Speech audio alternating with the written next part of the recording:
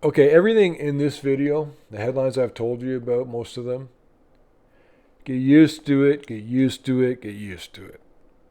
We're suffering a three-stage economic knockout right now. Between the inflation, which is rising, and a slowing economy.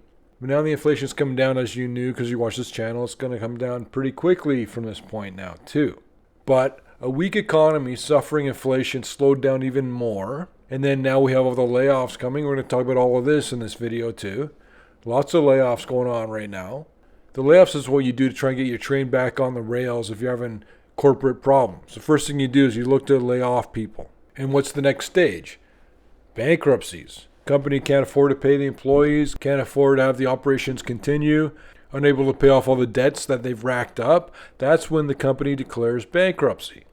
Lots of that in this video too. So let's get into it. This is a three-stage economic knockout. Nothing we say in this video at any point is intended as personalized trading advice for you. Well, the debt ceiling is expiring today, which means that it's in the news right now. But what does it mean for you on the ground? What does it really mean? The government doesn't raise its debt ceiling. What happens to you? This is from CNBC. As the debt ceiling deadline looms, here's what it can mean for Social Security and Medicare. If the debt ceiling negotiations are unsuccessful, the U.S. could default on its debt. The U.S. government is one of many organizations that will default on its debt at some point in the near future. Here's why some worry that it could result in Social Security and Medicare delays and proposals to cuts for those programs. You see what happens? I told you about this. This is even just like I was saying with the pension crisis. That they say, well, you got to contribute more and we're going to pay you out less and there's fewer services. This is how you don't notice that they're really deteriorating the quality of the service or even the availability of the service. The U.S. is expected to reach its debt limit today, according to the Treasury Secretary Janet Yellen. But lawmakers have a few months to negotiate until the government defaults. Established by Congress, the debt ceiling is the maximum amount the federal government is able to borrow to finance obligations that lawmakers and presidents have already approved. The debt ceiling currently stands at $31.4 trillion and has been modified more than 100 times since World War II. Once the debt limit is reached, the Treasury Department will begin implementing extraordinary measures to delay a default in order to avoid a financial crisis. Essentially, if the government is no longer able to borrow, it would not have enough money to pay all its bills. This means it would likely have to temporarily delay payments or default on some of its commitments, potentially affecting Social Security payments, veterans' benefits, and federal employees' salaries, among others. That was from CNN. Lots of amazing videos are coming up, so you guys are going to want to subscribe to this channel so you can get more and more of this information that we put together for you guys to help you develop some kind of economic survival in what is the most imbalanced, unfair, and delusional investment situation you've ever seen in your entire life. Wholesale prices fell 0.5% in December, much more than expected. Retail sales fall.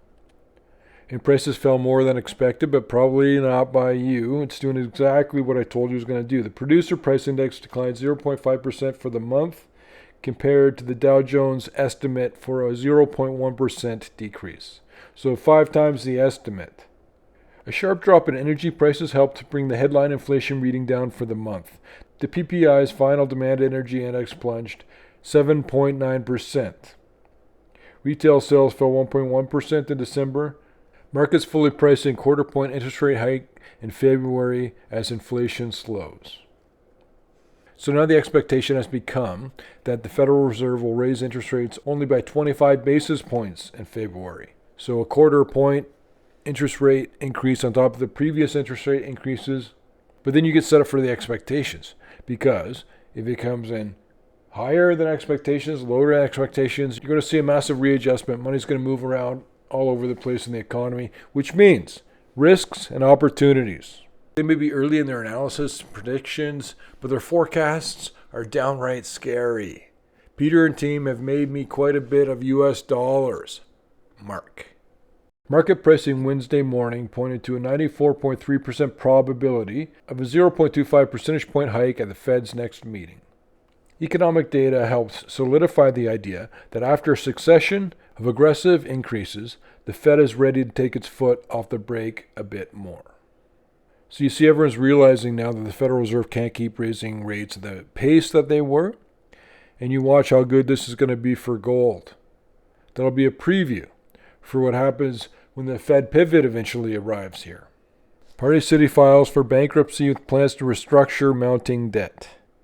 Retailer Party City has filed for Chapter 11 bankruptcy protection, toppled by a heavy debt load.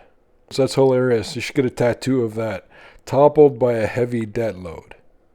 Party City has secured $150 million bankruptcy loan and will seek approval to use half of those funds immediately to pay wages for workers and for vendors, among other expenses.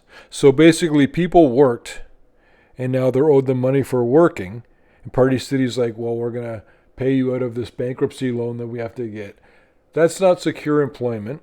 And if a business that sells things very inexpensively is having trouble in this environment, they don't have a hope in heck.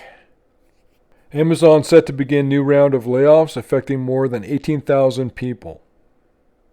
Amazon will begin a fresh wave of job cuts. Earlier this month, CEO Andy Jassy said in a memo the company was looking to eliminate as many as 18,000 roles. It was actually November when this company started laying off employees in the first place. Microsoft is laying off 10,000 employees as the software maker braces for slower revenue growth. In October, Microsoft called for the slowest quarterly growth since 2016. And this is not just Microsoft being affected. I was here talking to Marshall. I was here talking to Tammy. They know people who are having big problems running businesses, saying things like, I'm just going to give my restaurant 2 more months and I'll figure it out. 2 more months. The story is, across the board, businesses are suffering right now, in a big part because of the slowing consumer spending. Microsoft, Amazon, and other tech companies have laid off more than 60,000 employees in the last year. Layoffs come as digital advertisers are cutting back on spending and rising inflation curbs consumer spending. And the one thing they're not mentioning in all of that, which is also going to hurt all of these tech companies big time because they take on a lot of debt, are the higher interest rates because their carrying costs on that debt are a lot higher. It's going to take a lot more money just to keep treading water for every company that has debt. And again, I'll say, I'm not trying to depress you or scare you or anything like that. I'm just telling you what's happening. Some people don't like to hear that. They're not really around here because you know what my message is going to be. Crypto publication CoinDesk hires Lazard to explore sale as crisis deepens at parent company DCG. And the reason I wanted to call out this article, as I told you, when the FTX Sam Bankman-Fried debacle broke, made the news, everything fell apart, I told you there'd be so many more shoes to drop. This is another example of that. And don't let the price of Bitcoin, which has been doing great lately in the short term, don't let that fool you. The entire cryptocurrency industry expanded wildly. You know that to be true. And now it's going to recess for a little while until it reconsolidates. There will be gains and losses to be taken if you want to trade in and out of the various cryptocurrencies. But as it stands as an industry, I think that we need to give it more time before we start seeing Bitcoin going towards $70,000 again. Bed Bath & Beyond looks for capital infusion or a buyer for the whole company ahead of a likely bankruptcy filing. Okay, everything in this video, the headlines I've told you about, most of them, get used to it, get used to it, get used to it. And I just want to tack on this one really quickly because it's a story I've been following for a while and you might have as well. The $100 million New Jersey deli, the fugitive who's a defendant in that case for fraud and they're manipulating stock prices and investors. There's one defendant they hadn't located. That's Peter Coker Jr., who was just arrested in Thailand, putting the final chapter on this ridiculous story which demonstrated the delusion of the market that I'm telling you about. That's why you're seeing things like Bernie Madoff, Sam Bankman-Fried. People were paying too fast and loose with their money. Interest rates were so low, it's easy to take on a lot of money. Markets kept going up, and so then people got more and more worked up, more and more aggressive, greedy. The fear of missing out swept through everyone.